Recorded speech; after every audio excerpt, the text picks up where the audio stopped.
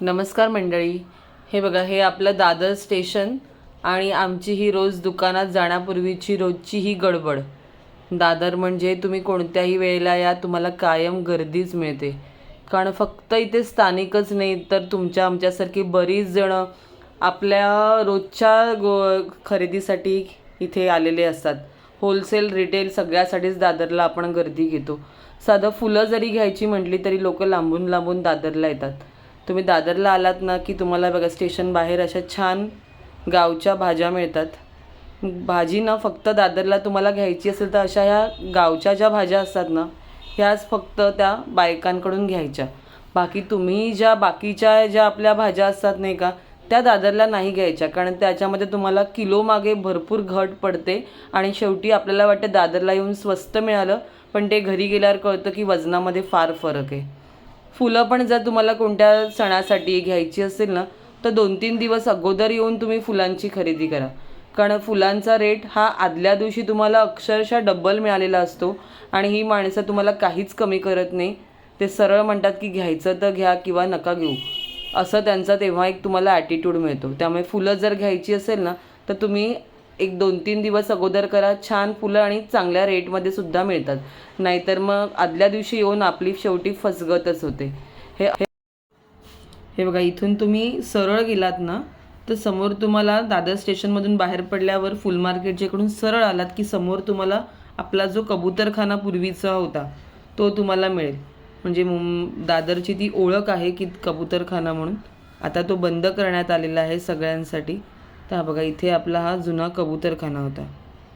तर म्हणजे तुम्हाला अगदी सोपं आहे दादर स्टेशनवरनं दुकानापर्यंत कसं यायचं. जर तुम्ही मुंबई बाहेरून येणार असाल तर मुंबईतल्या लोकांना बऱ्याच जणांना कबूतरखाना हा फार माहितीचा आहे. हा इथे पूर्वी आपला कबूतरखाना होता.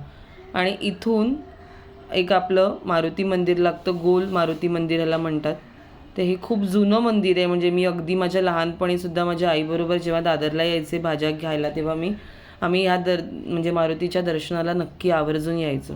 अगदी उशीर झाला असेल तर इथल्या इथे पटकन चप्पल काढायची आणि रस्त्यातच देवाच्या पाया पडायचं. दिवसाची सुरुवात त्याच्या दर्शनाने तिथून करायची.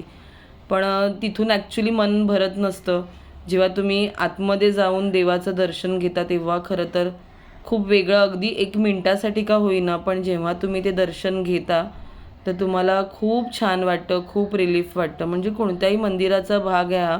तुम्ही कोणत्याही मंदिरात कधीही गेलात की तुम्हाला अगदी 1 मिनिटासाठी पण काय आपण गेलो तर आपल्याला ती एक वेगळी एनर्जी असते, एक वेगळं वातावरण असतं कोणत्याही मंदिरामध्ये.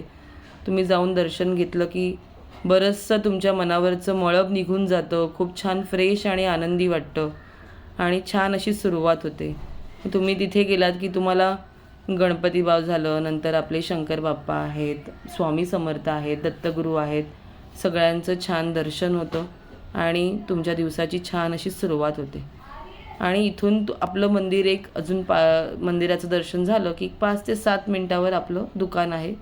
तिथून तुम्ही कोणालाही विचारलं की सिद्धिविनायकला जाण्याचा रस्ता कोणता आहे तर बाहेर पडल्यावरती तुम्हाला असं हे डिसिल्वाचं स्कूल लागतं.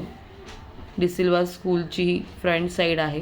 इथून तुम्ही सरळच जायचं आहे आणि दोन्ही बाजूला हार्डवेअरची दुकानं आहे. ती तिकडची ह्या रस्त्याची ओळख आहे. दोन्ही बाजूला ही हार्डवेअरची दुकान आहे. सरळ सरळ गेलात ना की तुम्हाला पुढे मोठं जुनं चर्च लागतं. त्याला पोर्तुगीज चर्च म्हणतात. आणि पोर्तुगीज चर्च इथून तुम्ही रस्ता क्रॉस केलात की समोर आपला स्टुडिओ आहे. एकाच छताखाली तुम्हाला हँडलूम आणि हँडक्राफ्टेड सगळ्या गोष्टी मिळतील. साड्या, ब्लाऊज, बेडशीट, मेन शर्ट असं सगळं मिळून जाईल तुम्हाला. रिटर्न गिफ्टसाठी देखील छान छान वस्तू मिळतील.